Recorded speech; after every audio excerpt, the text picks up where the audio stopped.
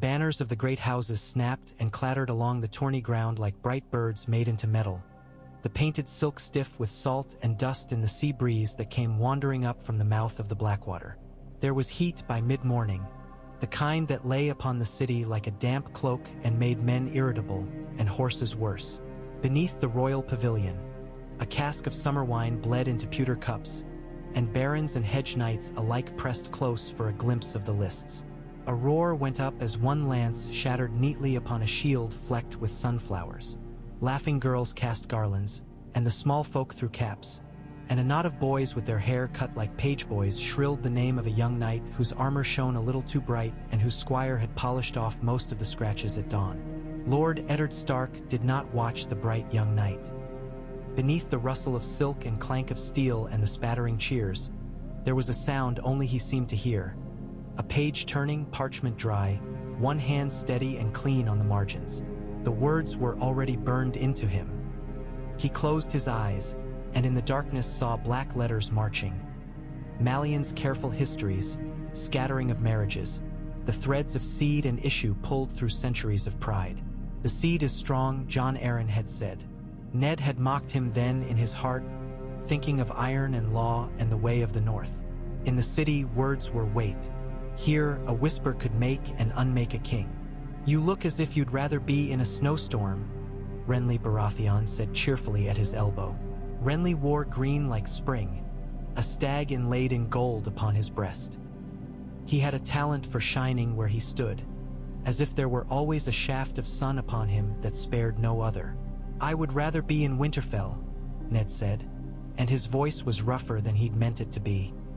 He shifted a little, his knee stiff from an old bruise. Go to my daughters. See that they keep to their seats. Arya will be under them, trying to see the horse's teeth. Renly grinned. But yes, Lord Hand.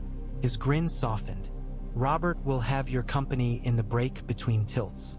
He's in rare humor. Rare humor, Ned thought. Rare like a hawk's feather. Rare like a true friend.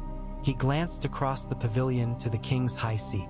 Robert Baratheon sat sprawled as if the chair were made of nettles, the gilded antlers upon his brow at a crooked angle because he had put them on with his own hands and not let anyone fuss with him. He was laughing at something Ser Barristan had said. His teeth white in the beard he had not bothered to trim to pretty court measure. A serving boy hovered with a flagon and a fearful eye, for sometimes the king cuffed and sometimes the king hugged, and it never fell on the same head twice. The seed is strong. A different kingship, a different crown, a different life. If the gods had not made the choices they had made, it would have been easier to say nothing, easier and craven. He remembered the gods would at Winterfell. Slow water, the smell of iron and leaf mold, the heart tree's face watching him without judgment. He had knelt among the roots 2 nights ago and asked for clarity, and the only answer was the wind and the taste of the north in it. There were times when you must give a friend a bitter draught. He would not be found wanting. In the list below, a black stallion reared and smoke snorted from its nostrils, a broad-chested destrier with a temperament too much like the knight astride it. The mountain thundered past at the tilt, his lance a log, his helm a tower. He broke his opponent as a boy breaks a stick. The commons roared again, fearless from distance. Gods, Robert said. He had come up behind Ned without fanfare. He could still move like that, even wrapped in fat and velvet. I'd forgotten what a man looks like bestriding a proper warhorse. Look at that brute, Ned. He's as tall as a high tower. And just as empty, Ned said before he could stop himself. Robert barked a laugh, slapped Ned's shoulder hard enough to jolt bone. Come. We'll have meat and drink before the next round. I can't breathe in these damned antlers. Ned fell into step beside him. The courtiers made a path without looking as if they were making a path. The courtiers were good at that. They smelled of rosewater and schemes. He thought of Jon Arryn again, of the gentle old man's last days. The hand shaking as it tried to turn a page, the whisper in the queen's ear, the boy's laughter. His jaw clenched. He had not come to court for this, and yet all roads had led him here. The gods have sharp humor. In the cool of the royal pavilion, Robert threw himself into a chair as if it had insulted him, ripped off the antlered circlet and tossed it carelessly on a table still sticky with spilled wine. Ser Barristan, we've a moment before the next tilt. If your old bones can stand to miss it. My old bones have seen 10,000 tilts, Selmy murmured, his face grave beneath the white of his hair. The Lord Commander stood fluid as a spear, and his calm was a thing Ned could mighty near lean on. The white cloak draped him like a fall of snow. Robert waved the serving boy away and filled Ned's cup himself. Drink, and don't say you won't. It's a day for it. Ned took the cup but did not drink. He set it down. Robert. At the sound of his name, the king looked up. There were blue eyes in that beard, and in those eyes a mirth that had been his glory when he was young. Ned had ridden with that mirth at his back. He saw the moment it faltered. Robert had known him too long. He knew the taste of words even before they came. Not here, Robert said softly. Here. Ned's hand found the book at his belt, the worn leather binding that had never felt heavier. He had left it under lock and key for 3 days, as if it might leak poison from between its pages. He could not carry the weight and not speak. Now, Barristan Selmy did not move, but he shifted his stance the faintest degree. He became less a man and more a white wall. Robert put his hand across the wine and drew it aside, as if to protect it. What mischief? Not mischief. Rot. Ned looked once toward the opening of the pavilion. At the edge of the shade, Renly's green sleeve glimmered, then withdrew as a cousin to Renly made some jest and drew him into laughter. Littlefinger stood with a half-smile not 6 paces distant, chatting with a pair of Tyrell cousins. Varys was nowhere in sight and thus everywhere. Ned laid the book on the table between them. Do you remember Jon Arryn in his last days? Do I? Robert's face closed a little as if a wind had come. He was sick. He would not rest. He went to the smiths, to the Street of Steel. He went again and again. Ned opened the book to a ribbon of leather he had placed where the ink was darkest. He read this, Lineages and Histories of the Great Houses of the Seven Kingdoms, by Grand Maester Malion, 9th year of King Jaehaerys' reign. He traced hair and eye through centuries. He worked with a fever. He said the seed is strong. Robert made a face. I've heard those words more than I care to. Your old wolf mind clings like burrs. I visited a boy, Ned said. He made himself speak evenly. A boy at a forge. He had black hair and blue eyes and arms like a young bull. The woman who raised him said his mother had yellow hair and was a tavern girl. The boy never knew his father's name. He is one of many in this city. Strong seed, black hair in everyone. He turned the book so it faced Robert. He tapped a page with his finger. Here, the line of Lannisters who married Baratheons. Every issue fair, without exception, until this generation. And the king's line, Robert, black of hair. You and your brothers, all of your bastards. Robert's breath went in and out once. He looked at Barristan and then back at the page without leaning toward it. Say it plain, older brother. Joffrey, Myrcella, Tommen, Ned said, and his mouth tasted like something gone bad. They are not yours. No one breathed for a moment. Outside, a trumpet pealed like a small sun breaking. The sound seemed thin from where they sat. Robert did not move his hands. He stared at the book, not seeing it. The muscles in his jaw trembled. A fly drifted toward the wine and skirted it, and then drifted away. Someone in the crowd called the hound's name and another voice answered with Loras Tyrell's, and the two became a tangle of noise. Who? Robert said softly. You know, Ned said. Robert reached slowly for the wine and did not drink. He set the cup down with care that was not in his nature. Tell me you are wrong, he said.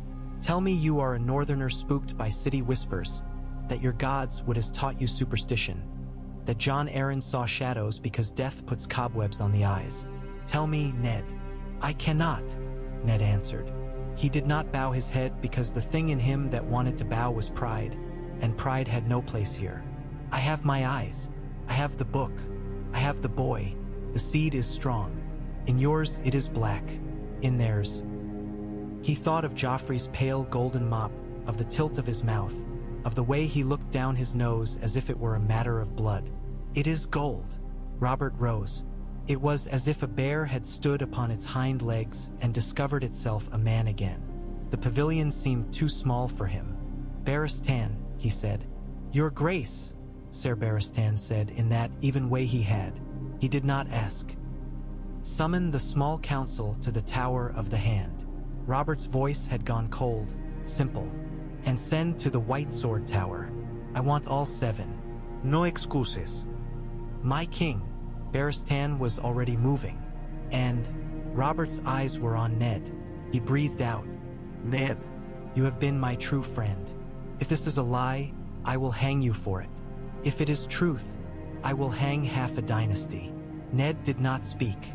They looked at one another, 2 men with a great deal between them and more now than there had ever been. The city seemed to sense something in the way of cities. The news had not moved and yet the air changed. Varys drifted to the pavilion's edge like a piece of silk caught on a thorn and did not enter. Littlefinger's half-smile turned the degree it always turned when other men bled. Pycelle began to perspire more freely than other men in the heat. The trumpet blared again, and the next tilt poured its pageant down the lists. Ser Gregor thundered past merciless as weather. The bright world ran on. In the Tower of the Hand, with the shutters thrown wide to take whatever the wind offered, the small council assembled in parts and whole. Renly came first, green as hope. Littlefinger second, bearinged and amused and carrying, for once, no ledgers. Pycelle came puffing third, breath catching on his beard, and would have sat down at the head of the table if the king's chair had not been glaringly empty. Varys arrived without arriving, and bowed to everyone and no one. The king came last with Ser Barristan. The antlered circlet jammed again upon his brow as if he dared it to slip. Ned was already there. He had used those few breaths to send Jory Castle to guard the girls. "We will dispense with pleasantry," Robert said, and his voice permitted no laughter. "My lords, the queen's children are not of my seed. They are base issue born of incest between the queen and her twin brother." Pycelle coughed and choked himself into a shade of beat. Renly made a small sound that could have been a laugh and was not. Littlefinger's mouth became a straight line, a jester's mouth suddenly remembering a prayer. Varys put his hand lightly to his chest and murmured something about the cruelty of rumor, his eyes heavy with sympathy and calculation, a look he had practiced as well as another man practiced sword strokes. "You will prove this?" Pycelle wheezed at last, and his eyes, behind the room and the layers of obsequiousness, did not look surprised. Ned laid the book upon the table. "Mallion's lineages," he said. "Jon Arryn studied them. So have I. The evidence is as plain as hair and eyes and the gods' queer humor. Your Grace, I have also spoken to a bastard at the Street of Steel." Robert cut across him. "I have looked upon a dozen like him and never bothered to count. That is my shame. This is my order. Ser Barristan, you will place the queen and her children under guard. No afhandling, no insults. If any man so much as looks at them with a sword-drawn thought, I will have his head. They are to be safe until judgment is passed." "My king," Ser Barristan said. "Lord Peter," Robert said, turning with an abruptness that made Littlefinger start. "You will see that Janos Slint musters his men. I want the city watch sober, paid, and loyal. Any gold they need, give it. Any man who looks sidewise at their Lord Commander, put him out." "Of course," Littlefinger murmured.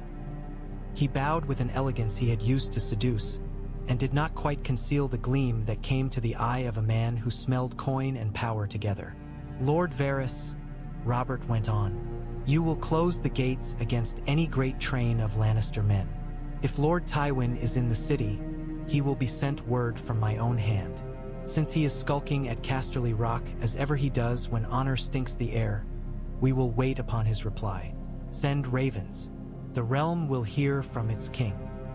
"My king," Varys said, his face a mask of sorrow. "This is a cruel hour. Words can be mounting blocks for war. If you will accept the counsel of your most humble servant." "I will accept the counsel of my friend," Robert said, and set his big hands on the table. His rings were wrong on him, like beads on a bear's paw. Ned. The law is plain, Ned said.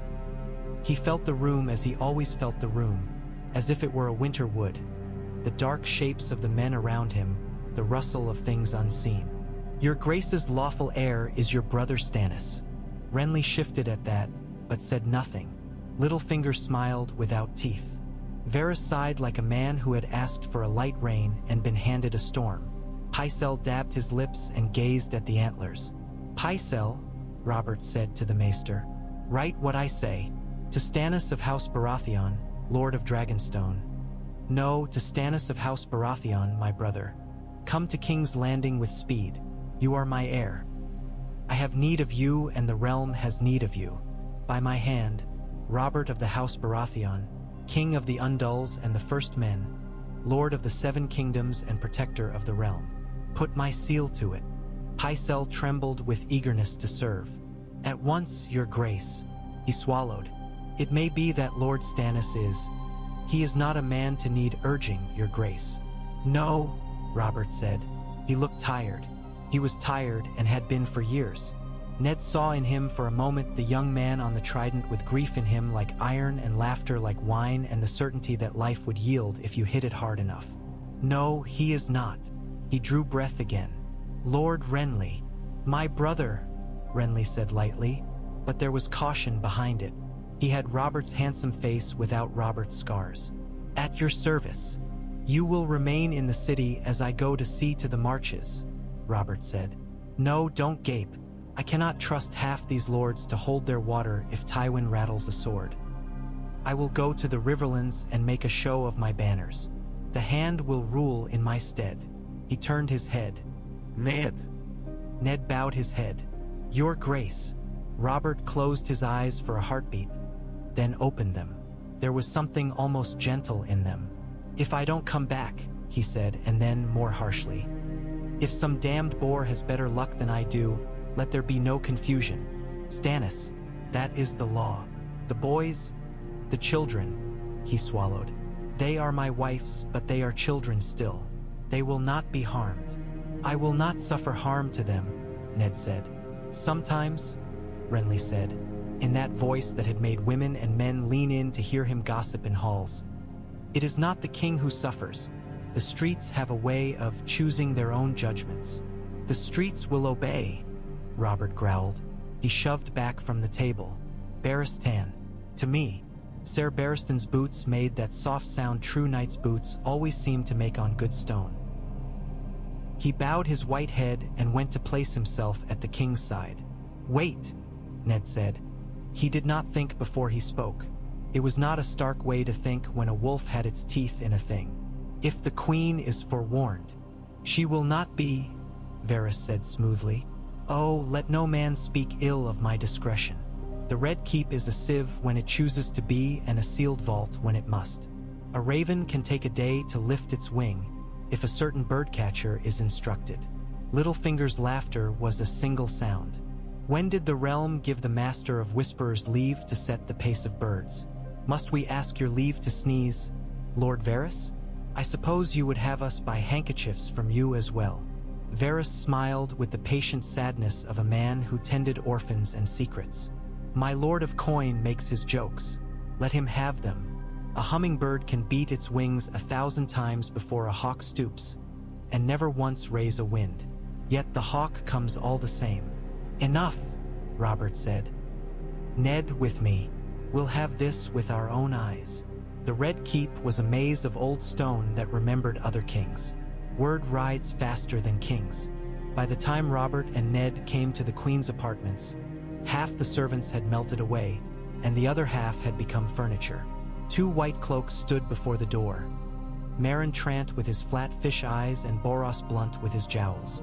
Their hands went to their hilts as the king came, then away again when they remembered themselves. Between them, Lancel Lannister wore the look of a squirrel caught in a hall full of cats.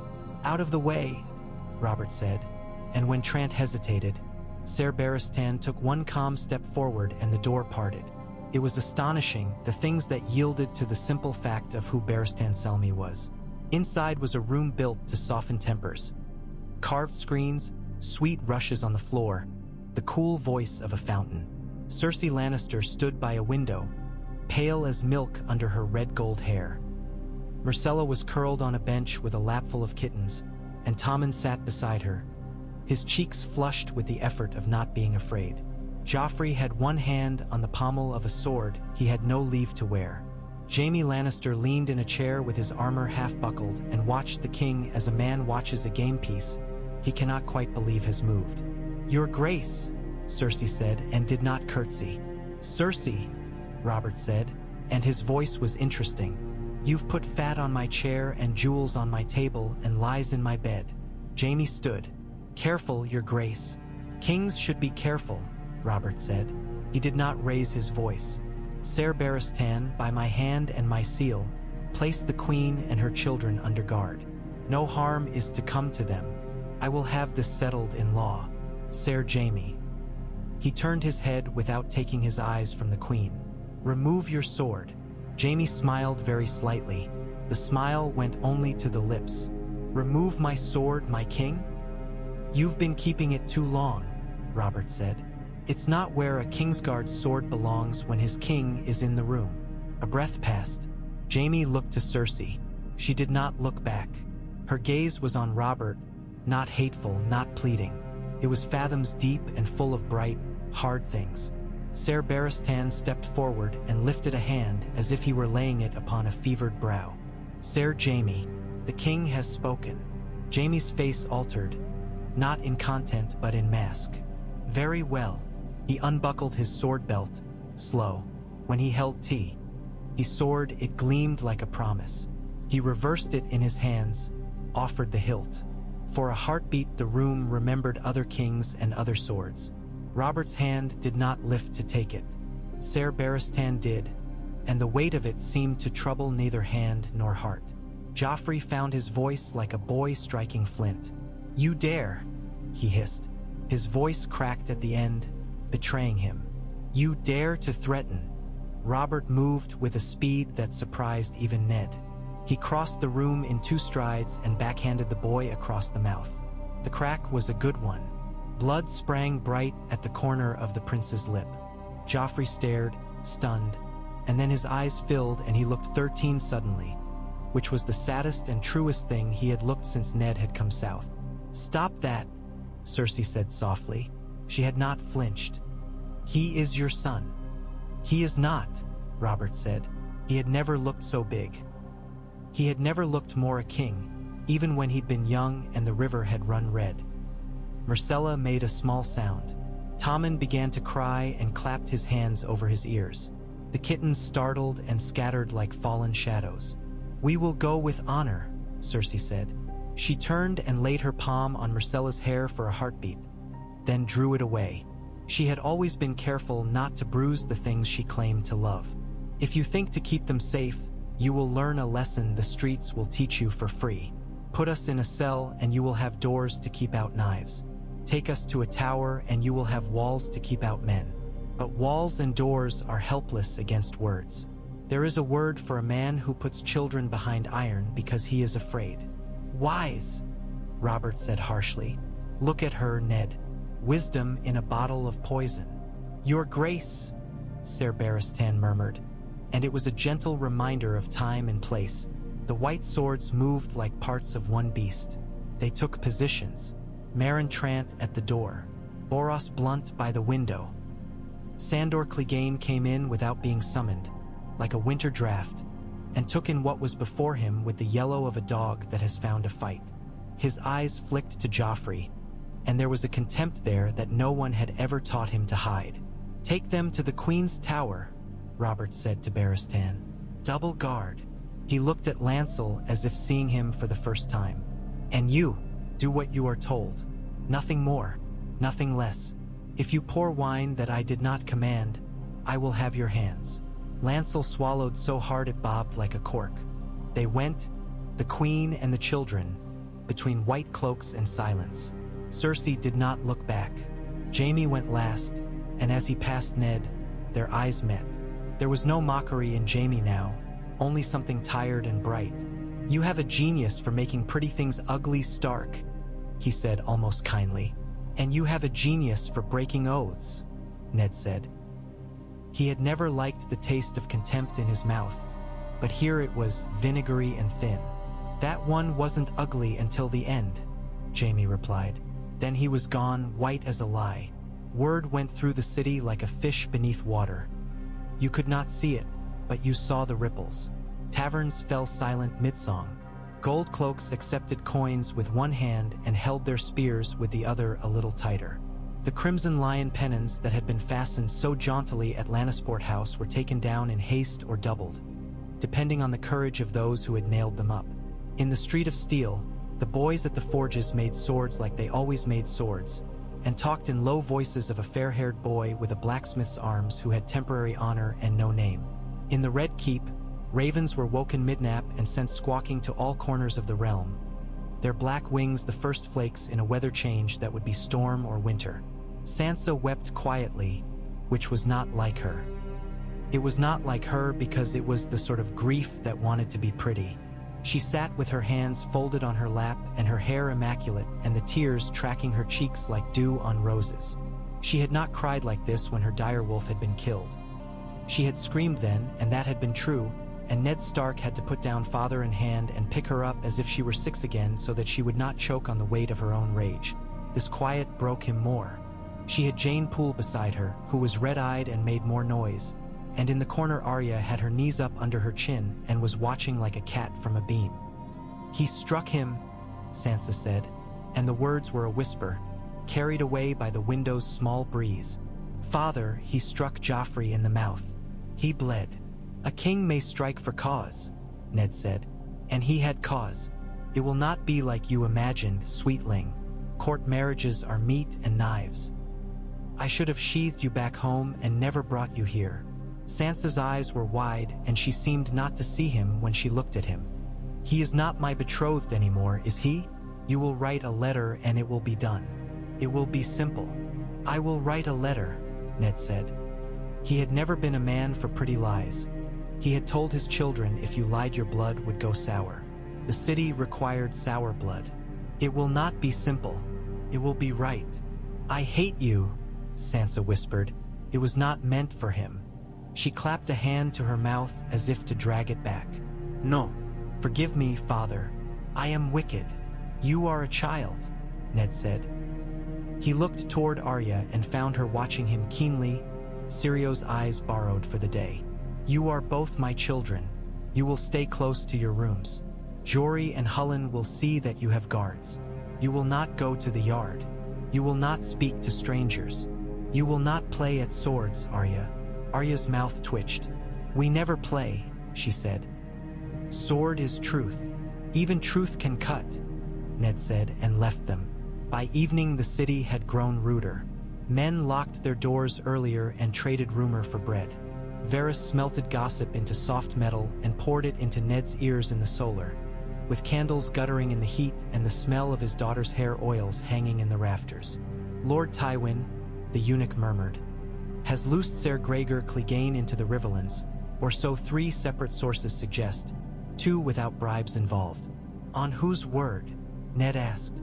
"On Lord Tywin's nod," Varys said, as if that were a jest. "It seems the old lion has taken exception to certain events. His son arrested, his daughter confined," Ned said.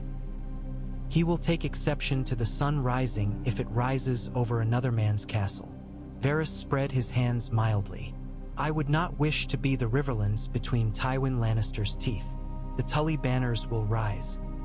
Men who have not thought of their old swords in a decade will go to their cellars and find them rusted and weep and oil them. And then we will have neighbors who owe old injuries and airing. And the crown must enforce the king's peace," Ned said. "I will send men into the Riverlands to bring Gregor to heel." "A brave and beautiful sentiment," Varys cooed. "Would it were mine to needlepoint into a cushion. Who will you send, my lord hand? The gold cloaks, who are the city's men and have no love of fields. The household guard, who are few. The king's guard, who have new tasks and old vows." He watched Ned through his lashes. "Truly, Lord Stark," There is one man who can call banners and not be answered with contempt. Robert, Ned said. Robert, Varys agreed. With that small bow he gave to truths that disliked his company. The king means to ride out, unless his better angel lays weight upon his shoulder in the night. Ned found Robert on a terrace with a skin of wine and a sky that had turned lavender with evening. The city was a smear of gold and smoke, and beyond it the river, and beyond that the dark line of the Kingswood. Robert's antlers were not on his brow. He had never looked more a man and less a king, or perhaps it was the other way round. "I mean to ride out," Robert said without turning, when he heard Ned's boots.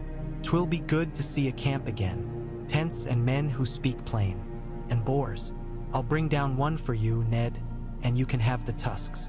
I have no need for new cups." "Send me," Ned said. "You will be better in the city." "I am no better anywhere," Robert said. He drained the skin and let it sag in his hand.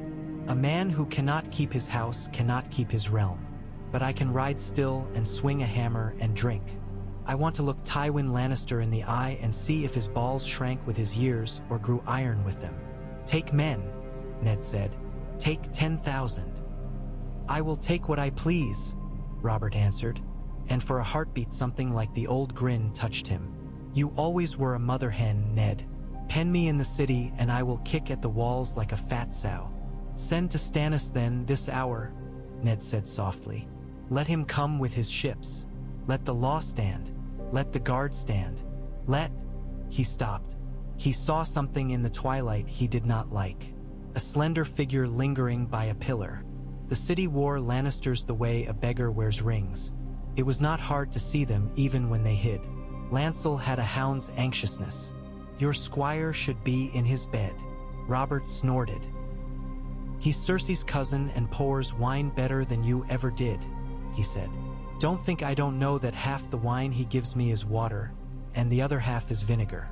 If she taught him poison, she taught him poorly. I have friends too, Ned. They keep better herbs." "Wine dulls the edge of a boar's tusk not at all," Ned said. "I fought a man with a hammer and he had a sword," Robert said. "Let a pig come at me with a knife and we will see which is king." He clapped Ned's shoulder. "Do not look as if you are burying me yet. There is enough dirt in this city without your help." He went, and Ned had to let him because the world is full of things you cannot do to kings even when they are your friends. He did not sleep that night. He sent Ser Jorah with Beric Dondarrion and Thuras of Myr to the Riverlands, with a parchment that commanded Gregor to present himself before the king and answer for his depredations. He signed it with Robert's seal. He watched Varys's ravens go, black flecks against the moon. He spoke with Ser Barristan, who had posted 4 white cloaks at the Queen's Tower and more besides, and would have slept outside the door if the king had not commanded otherwise. He wrote the letter to Winterfell that fathers always write their children when the world changes beneath their feet and has not warned them. By dawn the king was gone with a storm of hooves and laughter, Lancel clattering in his wake with a cup and 2 skins like a boy bringing bread to a dog that remembers the hand that fed it and the hand that smacked it and does not know which is coming. The city stood and watched the dust settle on the King's Road and allowed itself to breathe in a way that invites hoping. Hope had a smell, Ned had learned. It smelled like wet stone and smoke and bread. 2 days later, a wine merchant tried to sell a cask with a sweet smell in V's Duthrak to a girl with silver hair, and Ser Jorah put his hand on the man's wrist with a motion that was half a caress and half a breaking. In King's Landing, Ned Stark heard of none of that. He heard of lords called to the Red Keep who did not come, and of lords who came with twice the men they had need of, and of the price of grain doubling in Flea Bottom because someone had whispered that war ate flour first. Renly came to him at noon with a face that was handsome even in worry and said, "We must consider Marge," and then stopped himself.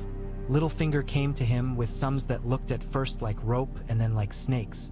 Varys came with silks and nothing in them but sighs. Cersei asks for an audience with her father's man, Varys told him.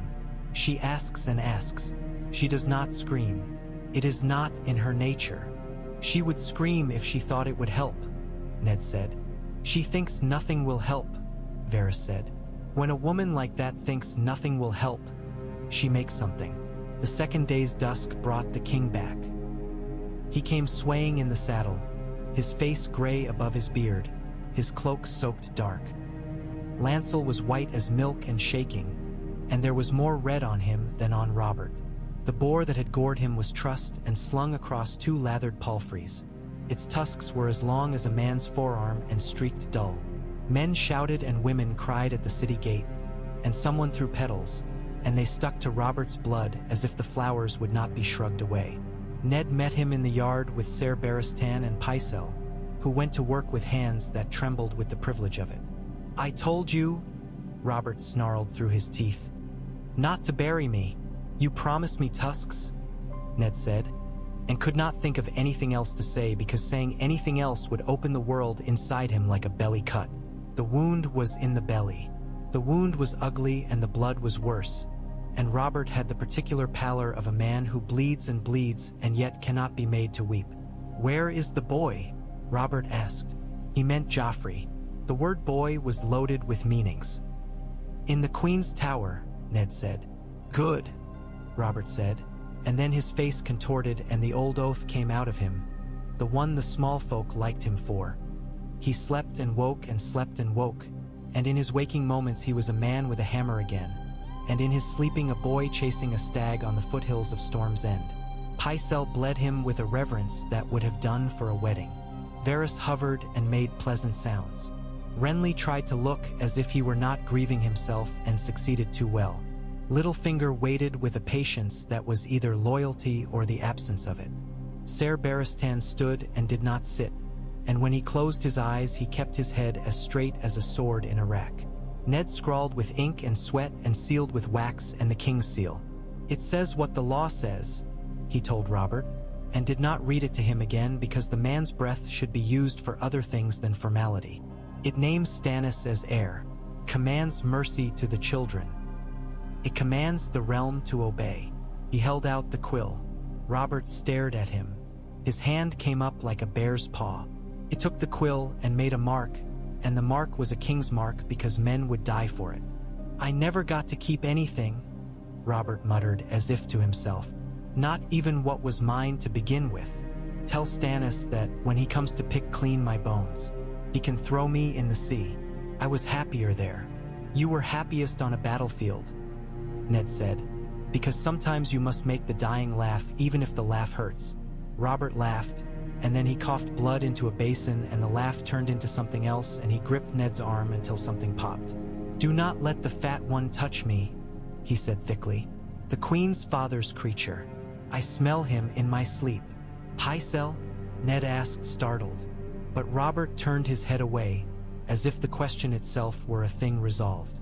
"If I wake, I will beat you at dice," he said. "If I do not, there is no if. Go, Ned. Let me sleep without your long face staring at me like a septon." He slept. He did not wake. They covered him with a cloth that bore a crowned stag, and the cloth soaked through, and still the stag seemed to keep its head held high. For 1 hour, the Red Keep was silent. For the second hour, it was a hive. The third hour was for knives. Littlefinger came to Ned in a passage with his mouth in a straight line, and behind him Janos Slynt had a face like a man who can already taste gravy. "It will go easier if you let me," Peter murmured, and looked like a man offering a lily and measuring with his eye the size of the coffin. "You have done enough," Ned said. He held the parchment like a sword. "We will go to the throne room. We will read the king's will. We will send for Lord Stannis." "You will walk to your death," Littlefinger said, as if complimenting him on his boots. Ned looked at Janos Slynt. The man smelled of onions and iron and self-regard. "Have your men sworn for the king's will?" "They've sworn for the city," Slynt said. He looked at Littlefinger and then at Ned. "The city pays them. The king pays them," Ned said. "Here is the king." He raised the parchment a fraction. "They will follow where the gold leads," Littlefinger said gently. "Gold is a very convincing herald. The boy will sit the throne by noon, your parchment will go to a quiet drawer, and you will go to a quiet room. Second thoughts may be had later by other men." "Barristan," Ned said, and the white shadow at his back became a man. "Will you help me?" "I will help the rightful heir of the realm," Ser Barristan said. His eyes were old as mountains. But the realm is poised upon a knife. If we press, it slips. It may slip either way. It is already slipping, Ned said. He pushed past Littlefinger, feeling half a sword longer for the parchment in his hand and half a sword shorter for the blood in his belly. He thought of his daughters. He thought of Winterfell stretching beneath a sky like an iron bowl. He thought of Stannis Baratheon's mouth in a hard line and the way the man held to the letter the way a drowning man holds to a plank. The throne room was a long noise. Courtiers gathered in their finery like peacocks rooting through a battlefield. Joffrey stood before the Iron Throne as if it were a friend he had grown taller than, and Sandor Clegane was at his shoulder, and Meryn Trant and Boros Blunt could be seen like fat white mushrooms abloom in cheese. Cersei Lannister was there, in green. The Queen's Tower had failed to keep a queen. Freedom in her did not look like joy. It looked like a drawn bow. "The king is dead," Cersei said quietly, and the room went down and up on the words as if they had tripped on a step. "The king's throne will not be left cold. Prince Joffrey. Joffrey is no son of Robert Baratheon," Ned said. His voice did not shake. He held the parchment high. "By this will and by the law of gods and men, Stannis Baratheon is the king's heir." The king commanded mercy for the children and ordered the realm to obey. He looked at Janos Slynt, and then beyond him to the ranks of the city watch. He had told Jory to speak to certain captains in certain alleys at certain times. He had told them he knew the names of their wives and had pressed coins into their palms and had promised nothing but the law. Obey. For a heartbeat, there was silence enough in the hall to hear a swallow cross the rafters. Then everything happened at once, as things do when they have been waiting too long. Cersei tore the parchment in half and then in half again, the pieces drifting like pale leaves. "Here is your law," she said sweetly. "You cannot command paper to be iron, Lord Stark." "Hold," Ser Barristan said, and the word was a wall. The white sword stepped forward in a way that said they could cut men into laws if the king commanded it. Sandor Clegane's mouth twitched. He held no love for parchment or princes. Janos Slynt lifted a hand. His men, too many men, stirred behind him. Littlefinger took one neat step sideways and was gone from the line of any sword point. Renly was not there at all. He had left at dawn with a dozen men, and of that absence more would be said later. Varys sighed. "On your knees," Joffrey shrilled. The blood had dried at the corner of his mouth and left brown. "On your knees to your king." "He is not your king," Ned said. The first gold cloak moved. He moved toward Ser Barristan Selmy, which was a mistake of schooling. The white sword did not cut the man. He used the flat of his blade and the man fell in surprise.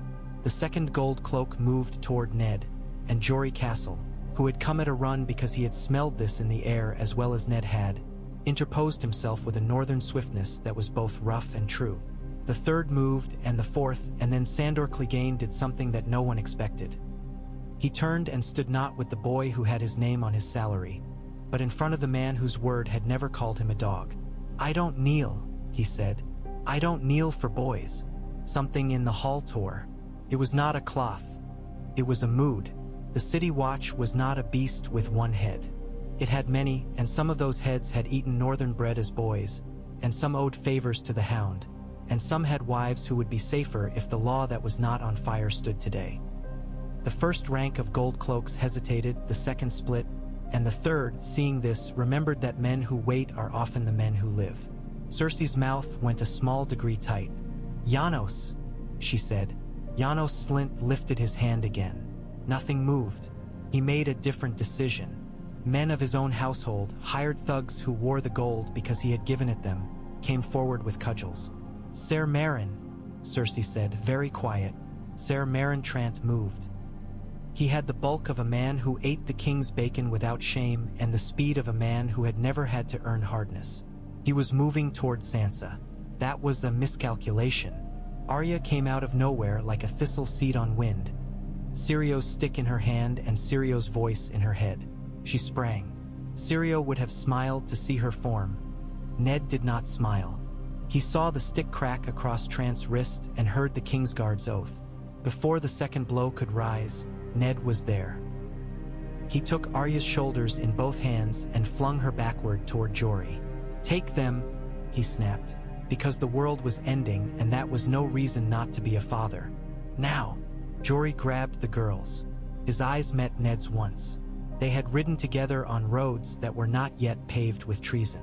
"With my life," Jory said, which was a thing men say and mean. The fight was a strange one because the first bite of it was not a bite. It was men shoving one another with scabbards and men shouting titles and other men stepping back because an old man in white had lifted his blade just a hand's width and it had been enough to make them think of their mothers. The hound did not swing. He glared, and two men found themselves unwilling to be the thing he would swing at. Littlefinger was where water goes, which is everywhere it can. Varys had vanished, not with a flourish but in the manner of silk that has always been draped and is now a rope. "Enough!" came a voice like winter. Came from the doorway where the light made a rectangle. The man who stepped into it wore no crown and needed none. The crowned stag was upon his breast, and the man was carved like a thing that had been carved once and then frozen. Stannis Baratheon had come faster than any man had thought to count. Men left off fighting to stare at him because there are some faces that are stronger than war. "By what right?" Cersei said in a hiss. "Do you enter?" "By the right of the law," Stannis said.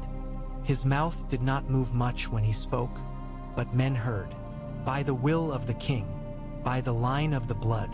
Stand Aside, Sandor Clegane. The hound laughed, a short bark. "Make me!" Ser Barristan took a single step, and in that step was honor old as the hills.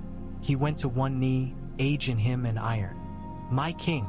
Stannis's eyes flicked to him, to Ned, to the boy with the brown blood at his mouth, to the queen in green. "Lord Stark," he said, "you have something that is mine." Ned held out the parchment that had been torn and held together again with a strip of Seth's wax in his mind, and not his hands. "The will," he said.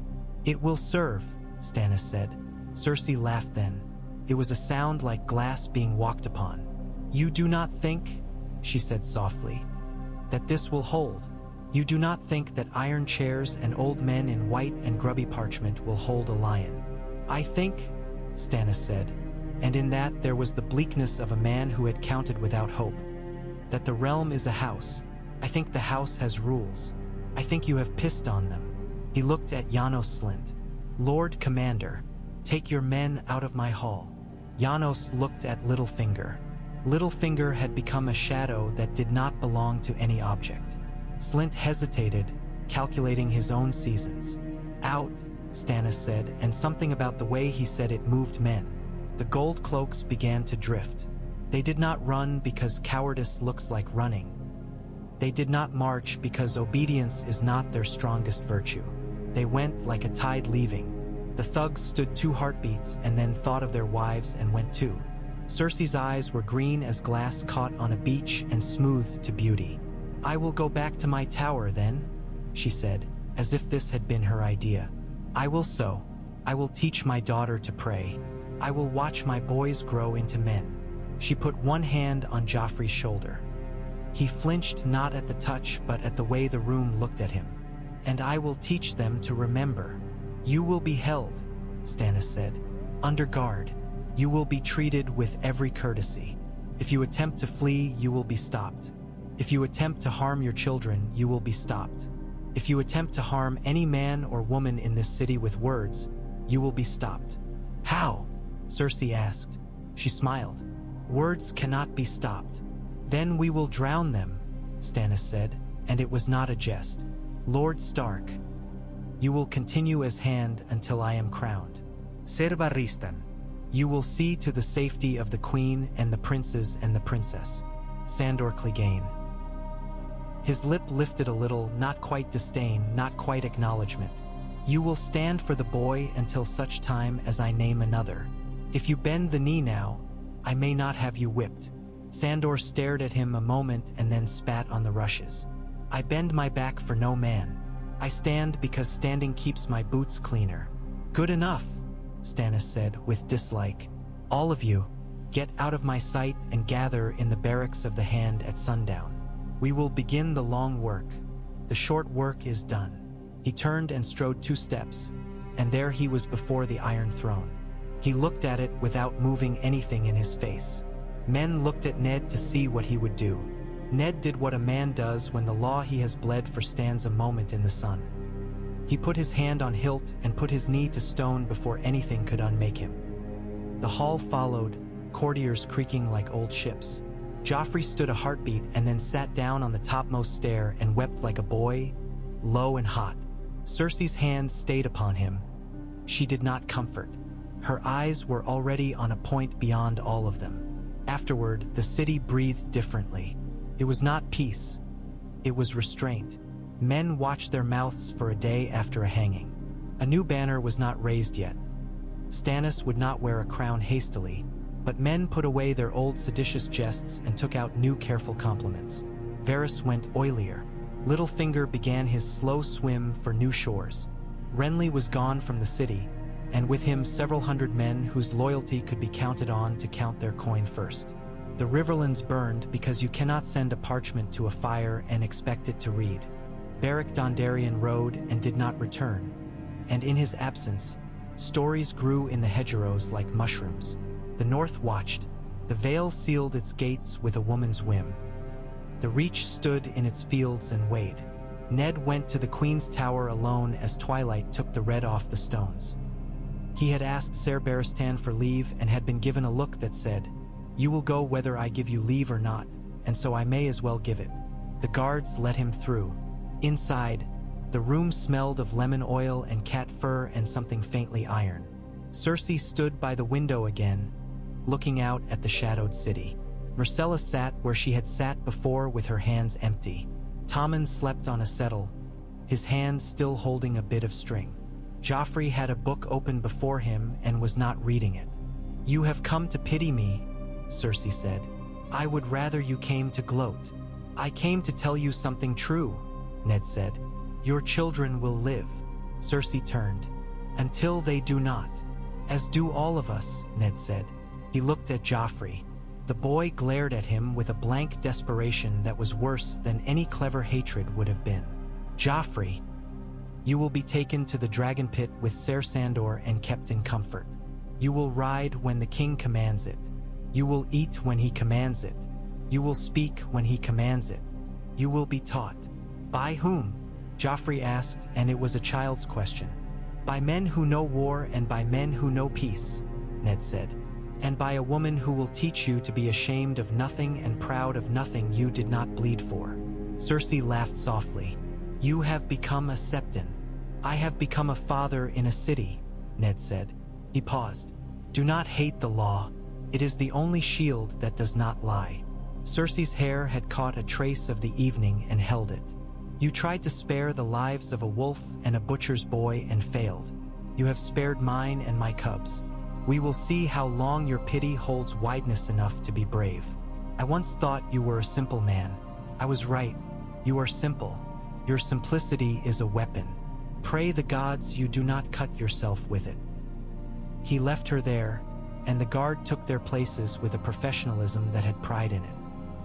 He found Ser Barristan in the corridor, as if he had been standing there and would stand there long after the walls fell. "My lord," Barristan said, and it was both greeting and warning. "I will write to Winterfell," Ned said. "I would if I had a Winterfell," Barristan said softly. Then, more briskly, "The king will sit his council. You will want to be there." The council chamber was cooler than it had been. Stannis stood at the head of the table and did not sit as if sitting wasted time. He nodded to Ned. "Your Grace," Ned said, and did not hesitate. He had not for one day been a man to quibble with the tools fate put in his hand. "The riverlands burn. Lord Tywin will come." "He will," Stannis said simply. "He will come like a fire comes down a hillside. We must put stone in its path and cut ditches. We will do it at the borders of the Crownlands, and we will do it at the Blackwater. We will send men to the Trident who can fight and men who can read to take account. Lord Stark, name me such men. Ser Barristan, we will need ships to patrol the bay. Lord Varys, send to the Vale again, with my hand on it and my words. not the dead kings. Lord Peter, he looked around. Where is Lord Peter? Where water goes, Varys murmured. Find him, Stannis said.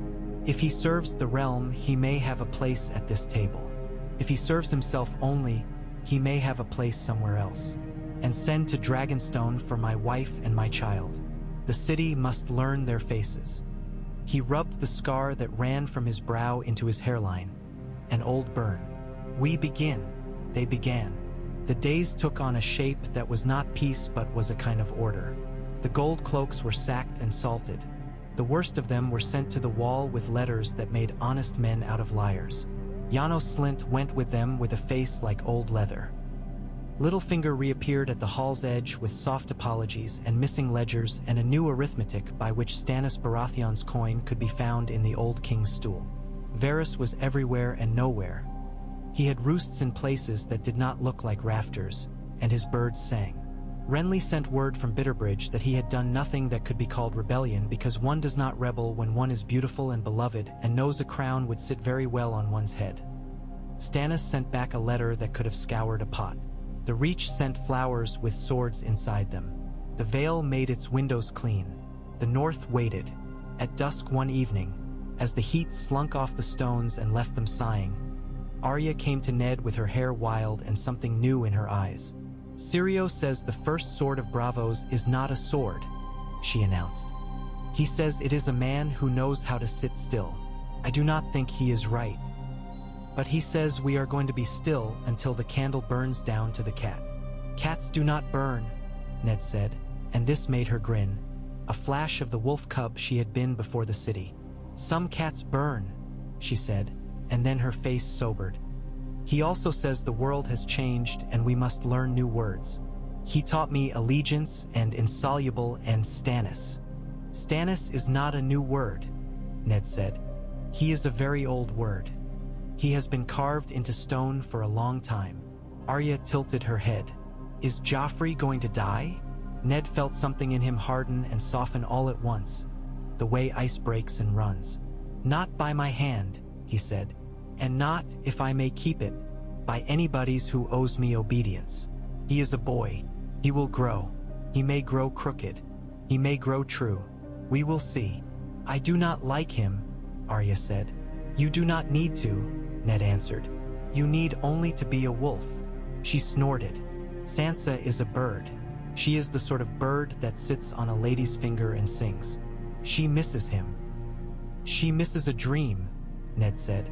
He put his hand on her head because the man he had been in Winterfell would have, and because the man he was in the Red Keep must remember he was also that man or he would be lost. So do we all. Above them, the ravens came and went, black marks across the violet evenings.